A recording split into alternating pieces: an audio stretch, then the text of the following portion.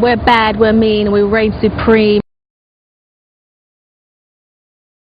Something along those lines, but you know, we meant what we said, and we were bad, we were mean, and we reigned supreme that night and beyond, up until today. Probably 1981, 1982 is when we first got into hip-hop, and we were listening to, you know, radio stations in the US, because we was always travelling back and forth, because we had family in New York. So we was always quite open to, you know, all the key radio stations. So we'd go, we'd tape stuff, bring them back, give them to our friends and everything like that. But it wasn't until probably, I mean, we were doing stuff on the scene for, what, 1981 through to 83, 84, 85, and it wasn't until 1985 that we won the rap competition at the White Club, which Tim Westwood put on. Now that competition was so significant to us because it was, well, as far as we're concerned, it was one of the first ones, and when we first went down there, it was supposed to be like one night, literally one night, whether you were crew, whether you were solo MC, and we went down there, put our names down on the list, and there were so many entries that day that Tim had to put it over to the second week. So obviously we were completely shitting ourselves, so we didn't think we were confident enough, but we knew something was right about us, but I think it might have been one of the first times we'd been in front of a hip-hop audience. So what we did, we went back the following week, and we went with our friends, and our friends at the time were, who still are our friends obviously, Robbie Wiz and DCD, who used DJ Swing.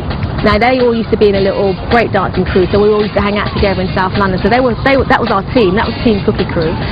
So we went back down to the club, and when we went there we said, guys, we're going to take our names off the list because, you know, we can't do this. And they're like, you lot, you can win this, you can win this. We're like, no, we can't. We were shitting ourselves. So anyway, we did not take our names out of the list. They insisted that we didn't.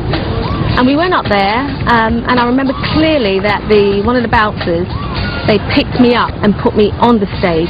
And before I went on stage, they made me a cup of tea. I didn't get no tea biscuits, but I got my tea. And we went up there, and it was just a blur. We completely killed it. We killed it, and we won. And that was the rebirth of Cookie Crew. We've been around, we've been doing our stuff, we've been hanging out in Covent Garden, going to hip-hop clubs, doing local gigs. But when we won that competition, that set us on the map. And then we reigned supreme. About 1986, I think it was, either 86 or 87, we hooked up with Rhythm King Records. Now that came about, that's a whole story in itself, that came about when we done the track with the Beatmasters. And the way we met the Beatmasters, so now they were a team who produced TV ads, and they were looking for some people to do some voiceovers for, I think they were doing a Ribena TV ad and some other stuff, and Tim Westwood recommended us to these guys. So anyway, we hooked up with them, and you know, we've done a few bits together, done some voiceovers for various things, and we just kind of worked so well together. So, you know, why don't we make a record together? Why don't we do stuff? Because they used to make our backing tracks for our live shows. That's how well we got on, and we trusted them, they trusted us, and it was a great working relationship. So anyway, they created this track, which was that Rock the House track. I don't know if you remember Rock the House. Now that was a massive hit. And on the strength of that track and that particular single, which got high in the charts, we refused to promote it. It wasn't our scene, it wasn't the direction we were going to. And because we were so hardcore, we didn't want to put that record out and associate ourselves with it, because that would spoil the whole reputation of Cookie Crew being, you know, hip-hop and whatever. And I remember we had even flown to New York to meet the US label that were putting out that record, and we physically stopped them from releasing this record because we never signed a contract with Rhythm King or anything, and we said, we don't like this record, we can't associate ourselves with it, blah blah blah. Anyway, we got our own way, and for some reason that record, as far as I'm aware, wasn't physically put out, but in the UK it done very well. And on the strength of that release, Rock the House, the success of that was when we finally got our deal with London Records. And going through that whole process, you know, we had a great management team behind us at that stage, even though we hadn't, you know, we weren't earning any kind of money to pay management fees. But we went through the whole process of meeting record labels, sitting down, speaking with lawyers. We had all these deals and offers on the table, publishing deals and this, that and the other. We're like, what the hell is this all about? We were confused. All we wanted to do was pick up a mic, rap, do our shopping, go to the stock clubs, hang out with the breakers. That was it for us. And I think we were also concerned that the whole thing of signing a recording contract would, you know, it'd be work. It's a business. We weren't ready to take it on board because we were holding down full-time jobs. I was a chef at the Ministry of Defence. Susie was doing her teacher training, and she was, you know, doing her teaching work. But eventually, we chose London Records, and I think it was one of the best choices we ever made out of all the deals that were on the table. And we've done our thing. But it was a long process. It wasn't a case of, you know, we were rapping at the club, then we signed dodgy contracts and was promised X, Y, and Z, and never delivered. Everything was perfect because we were quite. We knew what we wanted, and we were in control of our own careers, and we managed ourselves up until that point where we had to sign a recording contract. And even then it was quite daunting because we didn't understand the whole thing about publishing deals and you know, what kind of money could be brought in, and it was just phenomenal. But we had the best team around us, so that's why we were able to you know, to do what we do. And eventually when we disbanded, it was our choice to say, look, we don't want to do this anymore. We continue doing stuff within the industry. Our on and off stage relationships with other female rappers in the UK, you know, and male rappers, you know, everybody really.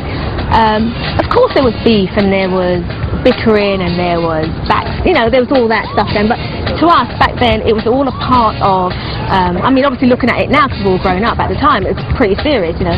A certain rap group will be talking about us and we'll talk about them, and you know, there were She Rockers, there was We Papa Girl Rappers, Monie Love, who else was around? I mean, there was a few, but there was always the key one, and it was a whole rivalry thing.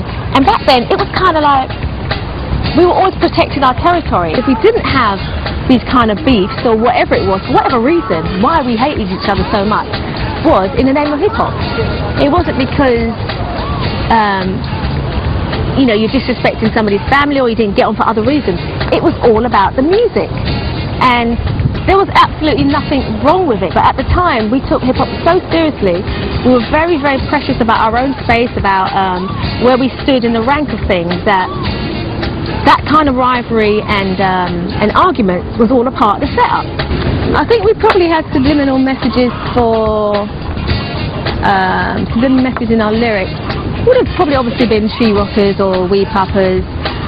Monie Love I don't think we did, because we kind of grew up together. We grew up in the same neighbourhood, we hung out together. You know, we didn't have that kind of beefing relationship, but oh, definitely, obviously we had it with She Rockers and We Papa, because those were the crews that was on the scene. And why we had that beef? Was it personal? No. Was it hip hop? Yes. And that's as far as it went. There was never any physical fight. We never had any verbal one-on-ones with each other. Everything was done on the stage, and that was brilliant. Thinking back, it was brilliant, but at the time we took that shit seriously. If we heard something, I think, hang on a minute, they might be dissing us, we'd go home and write something that was slightly dissing, but obviously you don't mention names because there's no point in it, because everybody knew what's going on in the scene, and it was fucking exciting. I think it kept us all going. That's why we were all there, we were all prominent, we were all doing our things, we were sharing the same stage, we were gigging at the same spots, we knew the same people, we were hanging out at the same club. It was so exciting. In Cookie Price, what do I do now? My company, I kind of toggle with various different company names. One of them is Fortune Cookie Marketing and PR, and I do international consultancy for US labels. At the moment I work for SMC Recordings in San Francisco. I'm going to be working with Strange Music Inc. out of Kansas City. In the UK I'm working directly with RSK Entertainment, and also working with the likes of Raekwon and his label, and working with Fat Joe Project, which all comes through the EMI label in the US but goes through RSK in the UK. So basically I'm like the hub when it comes to doing any kind of international or UK marketing promotion, setting up releases, doing promo of artists, and doing, you know, just covering everything from, you know, the sending out promos to setting up all their promotional activities to their marketing campaigns. That's what Cookie Price does. You know, I'm hired to offer that service at a very high standard, and I deliver.